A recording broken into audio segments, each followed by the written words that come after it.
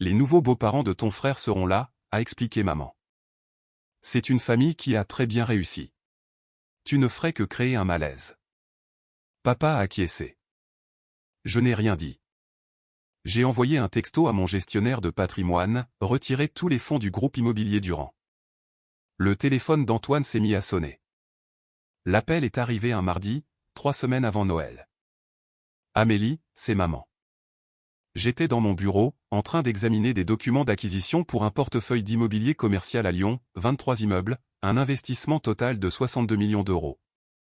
Mon équipe d'analystes avait signalé quelques préoccupations concernant les évaluations environnementales. Salut, maman. Quoi de neuf pour Noël? Il y a eu un changement de programme. J'ai réduit la feuille de calcul. Quelque chose dans son ton a attiré mon attention. Quel genre de changement? Eh bien, Antoine et Chloé reçoivent cette année dans leur nouvelle maison à Neuilly-sur-Seine. Tu sais comme elle est belle. Je ne l'ai pas encore vue. C'est vrai. Eh bien, elle a marqué une pause. Les parents de Chloé viennent. Les Levesque. Une famille très en vue. Son père possède cette entreprise de distribution pharmaceutique, tu as probablement vu les camions, et sa mère est au conseil d'administration d'eux. Bref, ils sont très traditionnels, très formels. J'ai attendu. Le truc, ma chérie, c'est que Chloé est un peu nerveuse à propos de tout ça. Le premier Noël avec les deux familles, tu sais ce que c'est. Et avec ses parents qui sont si pointilleux sur les dynamiques sociales et les parcours professionnels. Maman, dis-le, c'est tout. Une autre pause, plus longue cette fois. Il vaudrait peut-être mieux que tu passes ton tour. Juste cette année. Juste pour éviter tout malaise. J'ai posé mon stylo très doucement. Un malaise à propos de quoi? Tu sais, telle situation. La famille de Chloé est très axée sur la réussite, et ils ne comprennent pas vraiment tout ce concept de style de vie de freelance. Et tu sais comment ton père devient quand les gens lui demandent ce que tu fais dans la vie. Ce serait juste plus simple. Plus simple si je n'étais pas là. Ce n'est pas personnel, Amélie. C'est juste que ton frère essaie de faire bonne impression. Ses affaires décollent. Le père de Chloé est en fait intéressé par un investissement potentiel, et t'avoir là avec ton parcours professionnel non conventionnel. Ça pourrait soulever des questions qui détourneraient l'attention du grand moment d'Antoine. Ne sois pas dramatique. Ce n'est qu'un jour férié. Nous ferons quelque chose ensemble pour le réveillon. Juste nous quatre. J'ai regardé par la fenêtre de mon bureau l'horizon de Paris. 43e étage, bureau d'angle, vue sur la tour Eiffel. Est-ce qu'Antoine sait que tu m'appelles? En fait, c'était son idée. Il est très soucieux de faire la bonne impression. Tu comprends, n'est-ce pas? Je comprends parfaitement. Donc, tu es d'accord avec ça? Je n'ai rien dit, ai-je répondu. Je te laisse, maman. J'ai une réunion. Merci d'être raisonnable à ce sujet, ma chérie. Je t'aime. Elle a raccroché avant que je puisse répondre. Je suis resté assise un moment. Puis j'ai pris mon téléphone et j'ai appelé la ligne directe de mon gestionnaire de patrimoine. Stéphane a répondu à la deuxième sonnerie. Amélie, vous tombez bien. J'étais justement en train de revoir les rapports trimestriels du groupe immobilier Durand. Leurs ratios d'endettement sont préoccupants, mais les évaluations immobilières se maintiennent. Retirez tous les fonds du groupe immobilier Durand. Silence. Pardon, quoi? Retirez tout le capital immédiatement. Je veux que chaque euro soit sorti d'ici la fin de la semaine. Amélie, cela représente 4,4 millions d'euros de prêts au développement actif. Si nous retirons ce capital, ils sont complètement exposés sur 3 projets distincts. Ils devront arrêter la construction, et potentiellement faire défaut sur leur financement d'acquisition. Ce n'est pas mon problème. Nous avons structuré ces prêts spécifiquement pour soutenir leur expansion. L'entreprise de votre frère.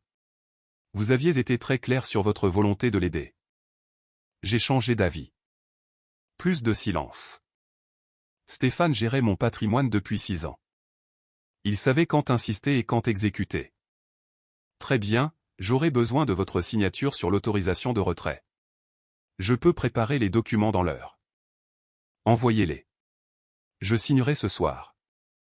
Amélie, puis-je vous demander ce qui a changé? Des dynamiques familiales, ai-je dit. Rien dont vous ayez à vous soucier. Compris. Je traiterai cela en priorité numéro 1. Les fonds seront de retour sur votre compte principal d'ici vendredi. J'ai raccroché, ouvert mon ordinateur portable et tapé un courriel à mon équipe juridique. Destinataire, cabinet d'avocats Michel et Associés. Objet, rappel de prêt groupe immobilier Durand. Message, avec effet immédiat, initier le rappel formel de tous les prêts en cours au groupe immobilier Durand conformément aux termes du contrat. S'assurer que toute la documentation est correctement déposée. S'attendre à une éventuelle résistance. Ne pas négocier. Mon téléphone a vibré presque immédiatement. Le numéro d'Antoine. Je l'ai laissé sonner. Je dois expliquer quelque chose à propos de ma famille. Les Durand étaient aisés. Classe moyenne supérieure. Papa était directeur régional des ventes pour une entreprise de fourniture médicale. Maman était agent immobilier et réussissait bien dans la banlieue chic de Paris. Ils avaient une belle maison, de belles voitures, de belles vacances. Antoine était l'aîné, l'enfant prodige, athlète vedette au lycée, diplômé en commerce de l'université Paris-Dauphine, marié à Chloé Levesque, dont la famille donnait aux Durand l'air d'appartenir à la classe moyenne. J'avais 2 ans de moins, l'artiste, la créative, celle qui n'en faisait qu'à sa tête. Traduction, la déception. J'ai étudié l'histoire de l'art à la Sorbonne, j'ai passé le début de ma vingtaine à travailler dans des galeries, à accepter des petits boulots en freelance et à vivre dans un studio dans le 11e arrondissement de Paris qui coûtait plus cher que l'hypothèque de mes parents. Ils s'inquiétaient perpétuellement pour moi. Quand vas-tu te trouver un vrai travail? Demandait papa à chaque dîner de famille. Un travail, un emploi stable avec des avantages sociaux, un plan de carrière. Ce qu'ils ne savaient pas, ce que je ne leur ai jamais dit, c'est que j'investissais depuis l'université. J'ai commencé avec 2800 € que j'avais économisés lors d'un stage d'été, j'ai acheté des actions à dividendes, j'ai tout réinvesti et j'ai appris par moi-même l'analyse technique et la modélisation financière. À 25 ans, j'avais 46 000 €. À 30 ans, 276 000 €. À 35 ans, j'avais dépassé le million. À 38 ans, je gérais un portefeuille personnel d'une valeur de 21 millions d'euros et je conseillais un fonds d'investissement immobilier privé qui me versait 370 000 € par an. Mais je vivais toujours dans le 11e, je m'habillais toujours de manière décontractée et je me présentais toujours comme consultante quand les gens me demandaient ce que je faisais. Ma famille ne demandait jamais de détails. Ils supposaient que consultante signifiait à peine employée. Antoine, pendant ce temps, avait lancé le groupe immobilier Durand 5 ans plus tôt. Développement résidentiel et commercial. Il avait de grandes ambitions et un instinct correct, mais une gestion financière désastreuse. Il y a 2 ans, il était venu me voir à la fête d'anniversaire de papa. J'ai besoin de tes conseils, avait-il dit en me prenant à part. L'entreprise croît plus vite que nous ne pouvons la financer. Nous avons 3 opportunités de développement, mais les banques ne veulent pas étendre notre ligne de crédit. Tu ne connaîtrais personne dans la finance qui pourrait? Il s'était interrompu, l'air embarrassé. Demander de l'aide à sa sœur sous-performante lui était clairement pénible. De combien as-tu besoin? 4 à 5 millions. Je sais que c'est beaucoup, mais les projets sont solides. Un retour sur investissement de 20% minimum. C'est juste un problème de timing avec les prêts à la construction. J'avais fait semblant de réfléchir. Laisse-moi passer quelques appels. Une semaine plus tard, j'avais structuré 4,4 millions d'euros de prêts au développement via mon fonds d'investissement, acheminé par 3 SARL différentes. Investisseur anonyme. Antoine n'a jamais su que sa petite sœur était celle qui maintenait son entreprise à flot. Il m'avait appelé quand les fonds avaient été versés. Amélie, la personne avec qui tu m'as mis en contact est incroyable. Ces conditions sont incroyables. Sérieusement, merci. Aide-les quand tu le peux, c'est tout, avais-je dit. Absolument. Je te revaudrai ça. Apparemment pas. Antoine a appelé 4 autres fois mardi soir. Je les ai tous ignorés. Mercredi matin, il s'est présenté à mon appartement. Je l'ai observé à travers la caméra de la porte, costume cher, BMW garé illégalement dans la rue, cette confiance qu'il avait toujours portée et qui disait que le monde se plierait pour lui convenir. J'ai ouvert la porte avant qu'il ne puisse frapper. Il faut qu'on parle, a-t-il dit. Je travaille. C'est important. Je peux entrer? Je me suis écarté. Il est entré dans mon 2 pièces parisien et a immédiatement semblé mal à l'aise. Les meubles étaient minimalistes, des trouvailles d'IKEA et du Bon Coin. L'art sur les murs était bon, mais pas cher. La cuisine avait la taille d'un placard. Tu es toujours ici, a-t-il demandé. Je pensais que tu aurais déménagé dans plus grand depuis le temps. J'aime bien ici. Antoine, pourquoi es-tu dans mon appartement à 8 heures du matin? Il a passé une main dans ses cheveux. Quelqu'un retire son investissement de mon entreprise. Tout. 4,4 millions d'euros. Mon directeur financier a reçu la notification hier, et nous nous sommes démenés pour savoir de qui il s'agit et pourquoi. Ça a l'air stressant. C'est plus que stressant. Nous sommes endettés sur 3 projets de développement distincts. Si ce capital disparaît, nous faisons défaut sur tout. L'entreprise s'effondre. Je me suis versé un café.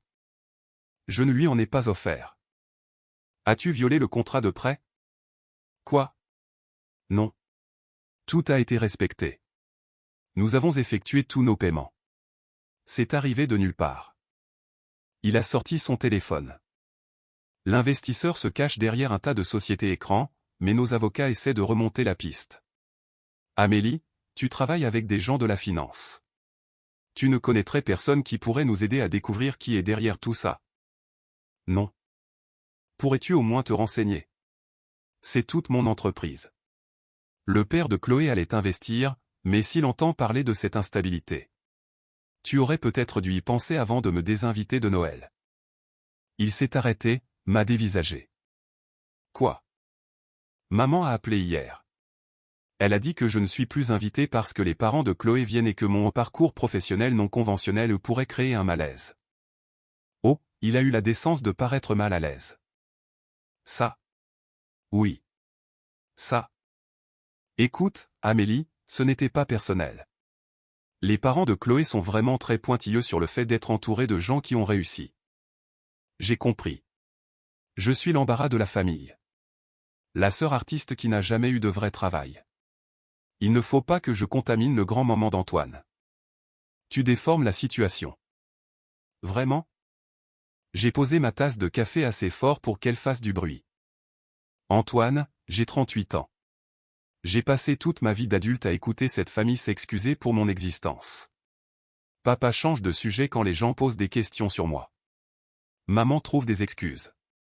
Et toi?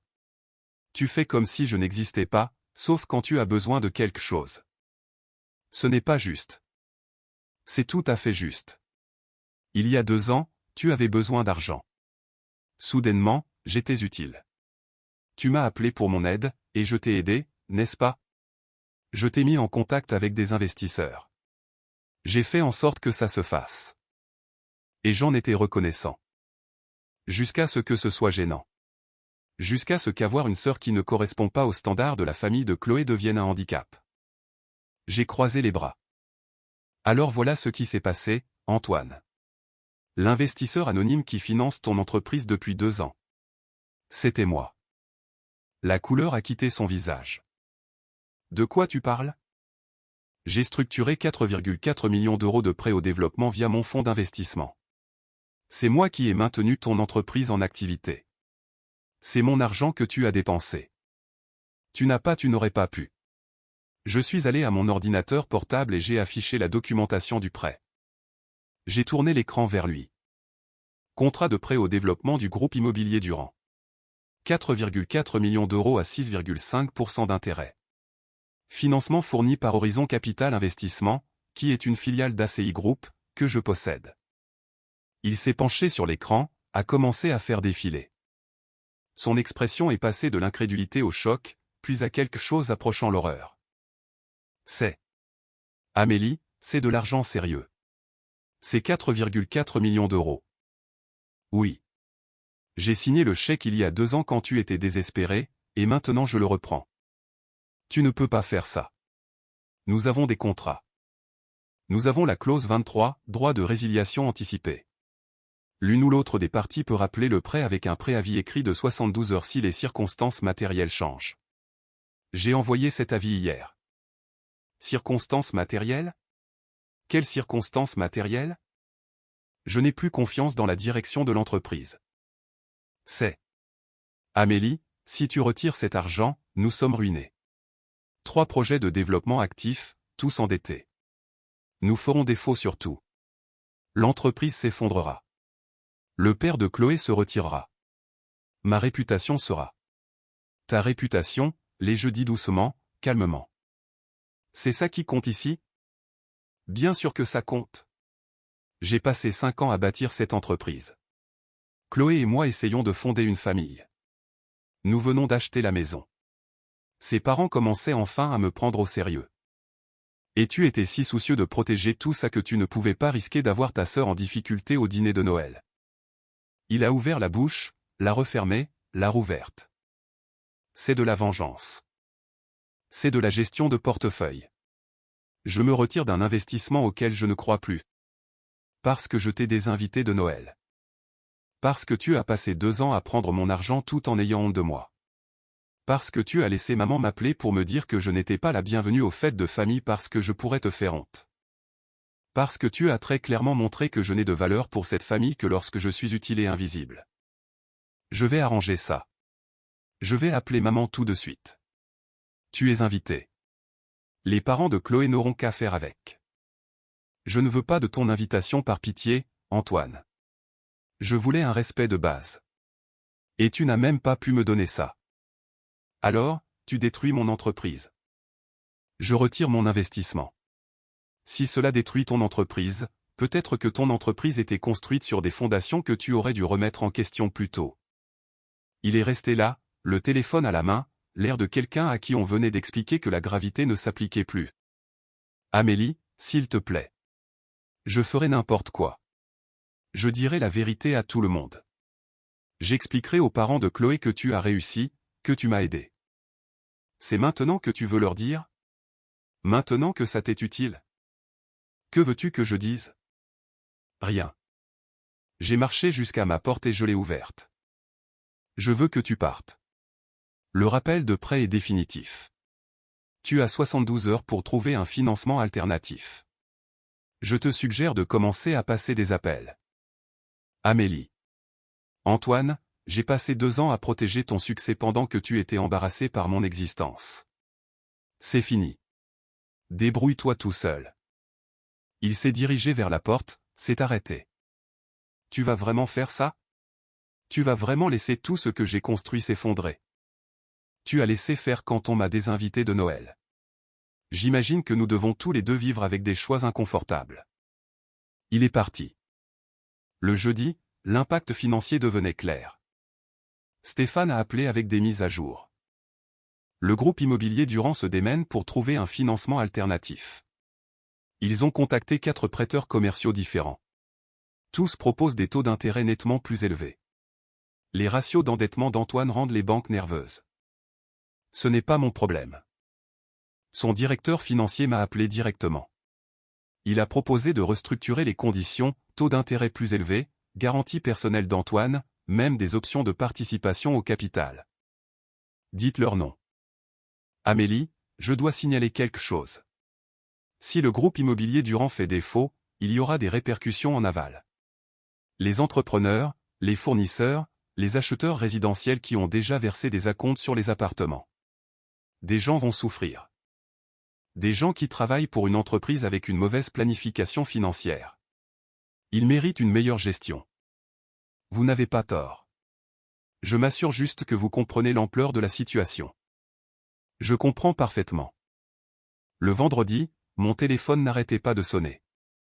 Papa, Antoine, Chloé, même la mère de Chloé avait réussi à obtenir mon numéro. Je n'ai répondu à aucun d'eux. Le samedi, j'ai reçu un courriel de papa. Objet, c'en est trop. Amélie, ta mère m'a raconté ce qui s'est passé avec Noël. Je ne connais pas tous les détails, mais je sais que l'entreprise d'Antoine est en grande difficulté, et apparemment tu as quelque chose à y voir.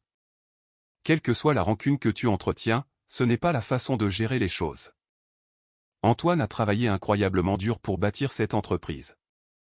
Il a des employés qui dépendent de lui, une femme, un avenir. On ne détruit pas la vie de quelqu'un pour une invitation à un dîner de fête. Je te demande, en tant que ton père, de reconsidérer ce que tu fais. Sois plus magnanime. Fais preuve d'un peu de loyauté familiale. Ce comportement est indigne de toi. Papa. Je l'ai lu 2 fois. Puis j'ai répondu. Objet, c'en est trop. Papa. Tu as raison de dire qu'Antoine a travaillé dur. Ce que tu ne sais pas, c'est qu'il a travaillé avec mon argent. Il y a 2 ans, j'ai structuré 4,4 millions d'euros de prêts pour maintenir son entreprise en activité. Je l'ai fait anonymement parce que je voulais aider mon frère sans qu'il se sente redevable. Je l'ai vu réussir. J'étais fier de lui. Mais quand maman a appelé pour me dire que je n'étais pas la bienvenue à Noël parce que mon parcours professionnel non conventionnel pourrait embarrasser Antoine devant ses beaux-parents, quelque chose est devenu très clair. Je n'ai de valeur pour cette famille que lorsque je suis utile et invisible. Tu veux parler de loyauté familiale? Je finance les rêves d'Antoine depuis 2 ans tout en t'écoutant t'excuser pour mon existence à chaque réunion de famille. Je t'ai vu changer de sujet quand des collègues posaient des questions sur moi. J'ai entendu maman trouver des excuses pour expliquer pourquoi je ne suis pas installé comme Antoine. Je ne détruis pas la vie d'Antoine. Je retire mon soutien à quelqu'un qui, fondamentalement, ne me respecte pas. Si son entreprise s'effondre sans mon argent, peut-être qu'elle n'était pas aussi solide que tout le monde le pensait. Amélie. Il n'a pas répondu. La semaine suivante, la nouvelle a commencé à se répandre. Le groupe immobilier Durand a annoncé qu'il mettait en pause le développement de 2 de ses 3 projets actifs. Le 3e, un immeuble d'appartements de luxe à Boulogne-Billancourt, a été officiellement arrêté, laissant dans l'incertitude 23 familles qui avaient versé des acomptes. Les nouvelles locales s'en sont emparées, une importante société de développement en proie à une crise financière. Le père de Chloé a retiré son intérêt pour un investissement. Les partenaires commerciaux d'Antoine ont commencé à envisager des stratégies de sortie. Le mercredi, Antoine s'est de nouveau présenté à mon appartement. Cette fois, il avait l'air en piteux état. Mal rasé, costume froissé, des cernes sous les yeux. On peut parler, s'il te plaît? Je l'ai laissé entrer. Il s'est assis sur mon canapé et a mis sa tête dans ses mains. C'est fini. L'entreprise est en redressement judiciaire. Les avocats disent que nous pourrions peut-être nous restructurer, mais en réalité, c'est terminé. Je suis désolé d'entendre ça. Vraiment, il a levé les yeux. Parce que de mon point de vue, c'est toi qui as orchestré tout ça. Tu as tout manigancé pour que j'échoue. Je t'ai donné 4,4 millions d'euros avec des conditions favorables et des échéanciers de remboursement raisonnables. Tu as échoué à bâtir une entreprise capable de survivre sans mon soutien constant. Ce n'est pas moi qui ai tout manigancé. C'est toi qui as mal géré ton entreprise. Je ne savais pas que c'était ton argent. Est-ce que ça aurait changé quelque chose? M'aurais-tu traité différemment si tu l'avais su? Je me suis assise en face de lui. Antoine, sois honnête. Si tu avais su que c'était moi qui finançais ton entreprise, m'aurais-tu quand même des invités de Noël? Il n'a pas répondu. C'est bien ce que je pensais. Chloé est partie, a-t-il dit doucement. Elle est retournée chez ses parents. Elle a dit qu'elle avait besoin d'espace pour réfléchir. Son père ne prend même plus mes appels. Je suis désolé. C'est toi qui as fait ça. Tu as détruit mon mariage, mon entreprise, ma réputation. J'ai retiré un investissement. Tout le reste? Ce sont les conséquences des décisions que tu as prises. Quelle décision? La décision de bâtir une entreprise sur une dette que tu ne pouvais pas rembourser. La décision de privilégier les apparences plutôt que le fond. La décision de valoriser l'approbation de tes beaux-parents plus que la dignité de ta sœur. Je me suis penché en avant. Antoine, j'aurais continué à financer ton entreprise indéfiniment. Je voulais que tu réussisses, mais je voulais aussi un respect de base. Et tu as très clairement montré ce qui comptait le plus pour toi. Alors tout ça, c'est à cause de Noël? C'est à cause de 38 ans à être traité comme l'embarras de la famille. Noël n'a été que le moment où j'ai arrêté de l'accepter. Il s'est levé. J'espère que tu es fier de toi. Je ne suis ni fière ni honteuse. J'en ai juste assez. Je l'ai raccompagné à la porte. Toine, tu te relèveras. tu es intelligent, tu as des relations, tu as des ressources. Mais tu te relèveras sans m'utiliser comme ton filet de sécurité invisible tout en me traitant publiquement comme un handicap. C'est fini entre nous, alors. En tant que famille. Nous n'avons jamais vraiment été une famille. J'étais juste utile parfois. Il est parti sans un autre mot. Noël est passé. Je l'ai passé avec des amis à Paris. Nous avons cuisiné ensemble, bu trop de vin et regardé des films.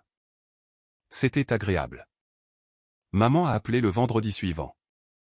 J'ai répondu. J'espère que tu es heureuse, a-t-elle dit, sans salutation. Je suis satisfaite. L'entreprise de ton frère est en faillite. Son mariage s'effondre. Ton père ne te parle plus. La famille est détruite. La famille était déjà détruite, maman. J'ai juste arrêté de faire semblant. Tout ça pour un dîner de fête.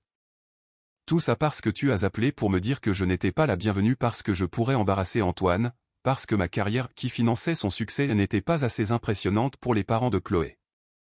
Nous ne savions pas que tu avais de l'argent. Est-ce que ça aurait changé quelque chose? Silence. Tu aurais dû nous le dire, a-t-elle finalement dit. Si tu réussissais financièrement, tu aurais dû dire quelque chose. Pourquoi? Pour que vous puissiez être fiers de moi. Pour que je puisse enfin mériter ma place à la table? J'ai ri, mais ce n'était pas un rire aimable. Maman, j'ai passé 15 ans à bâtir un patrimoine tout en écoutant papa expliquer aux parents que j'étais encore en train de me chercher. J'ai vu Antoine être célébré à chaque réunion de famille pendant que je recevais des regards compatissants. Je t'ai écouté t'excuser pour mes choix auprès de tes amis. Ce n'est pas juste. C'est tout à fait juste. Et voilà le truc, je n'avais pas besoin que vous sachiez que je réussissais. J'avais juste besoin que vous me traitiez avec un respect de base, quoi qu'il arrive. Mais vous n'avez même pas pu faire ça. Alors tu as détruit la vie d'Antoine. J'ai arrêté de le cautionner. Il y a une différence. Elle a raccroché. J'ai déménagé dans un meilleur appartement à Paris. 3 pièces, de vrais placards, un immeuble avec gardien. Non pas parce que j'avais besoin de prouver quelque chose, mais parce que j'en avais envie. L'entreprise d'Antoine a bien été placée en redressement judiciaire. Il a réussi à sauver un projet et à se restructurer autour. Il se reconstruit, lentement. Chloé est revenue après 3 mois. Ils suivent une thérapie de couple. Il m'a envoyé un courriel en février. Objet, je comprends maintenant. Amélie. Je suis en thérapie. Chloé a insisté. Au début, j'étais en colère contre toi, contre la situation, contre tout. Mais ma thérapeute m'a demandé de noter chaque fois que je t'ai rabaissé, ignoré ou traité comme une moins que rien. J'ai rempli cette page. Je n'écris pas pour demander quoi que ce soit. Je sais que nous ne sommes pas dans une situation où cela aurait du sens. J'écris parce que j'ai besoin que tu saches que je comprends maintenant. Pas seulement intellectuellement, mais que je comprends vraiment. Tu n'étais pas obligé de financer mon entreprise. Tu l'as fait parce que tu m'aimais, et j'ai récompensé cela en ayant honte de toi, en privilégiant les opinions d'étrangers par rapport à ta dignité. Je ne sais pas si nous pouvons réparer ça, mais j'avais besoin que tu saches que je vois enfin ce que j'ai fait, et que je suis désolé. Vraiment, sincèrement désolé. Antoine. Je l'ai lu 3 fois. Je n'ai pas répondu immédiatement. Une semaine plus tard, j'ai répondu. Antoine. Merci pour tes excuses. Je crois que tu es sincère.